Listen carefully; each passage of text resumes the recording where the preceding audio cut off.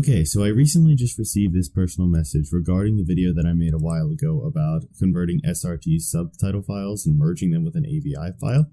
This question basically says, I was wondering how I can convert/shrink a video to 700 megabytes using Format Factory, which you mentioned in your video.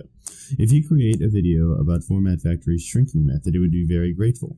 I have an MP4 file which I need to convert to AVI to be used in VirtualDub.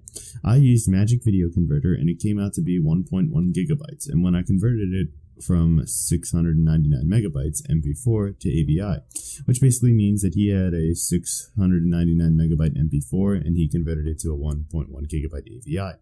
And then I tried Format Factory, but it came out too higher and blah blah blah. So could you help me out here is basically what he's saying.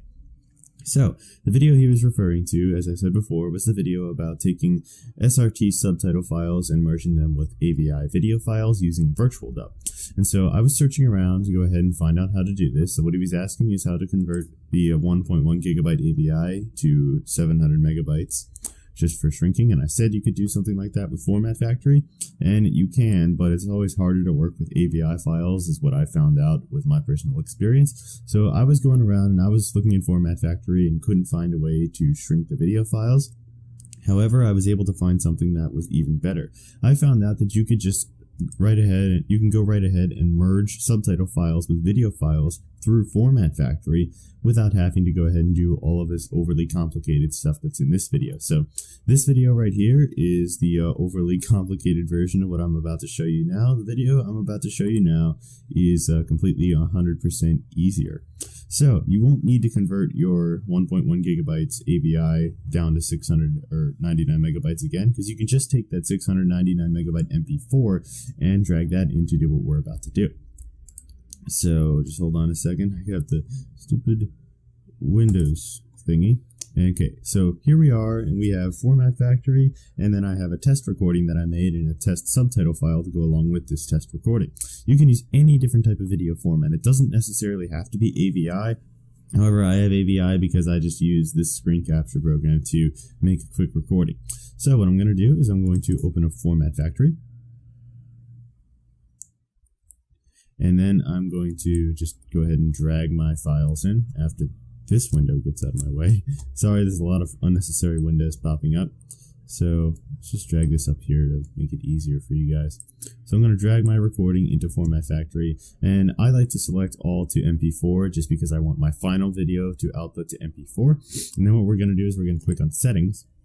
And then we're going to choose whatever that we want right here. I'm normally just going to keep the video streams at default so that it matches the default that my actual recording's at, so that it won't really change that much in file size. And then we're going to go here to additional subtitle, which I don't know if this is in the newer version of Format Factory because I've never noticed this before. But if we go ahead and expand additional subtitle, as you can see here, it has additional subtitle SRT, ASS, SSA, or IDX. So you can use any of those different formats of subtitle files. And if you want to know how the SSA file formats work or any of those other things, you can always just go back to the video that I made before, which doesn't seem to be pulling up right now, but I'll leave a link in the video's description.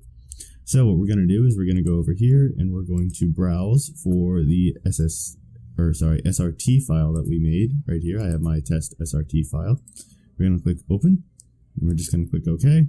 I'm going to click OK again, and then we'll add it to the queue down here. We're going to click on Start, and it will start converting our file. Now, I'm not using a very large file. I'm only using a 3.97 meg file, simply because, I want to save time for recording this video. Okay, so now we're done. So we're just going to click on Output Folder, and we'll bring up this. And as you can see here, we have test recording, which is 669 or 969K. So we're going to go ahead and launch that up.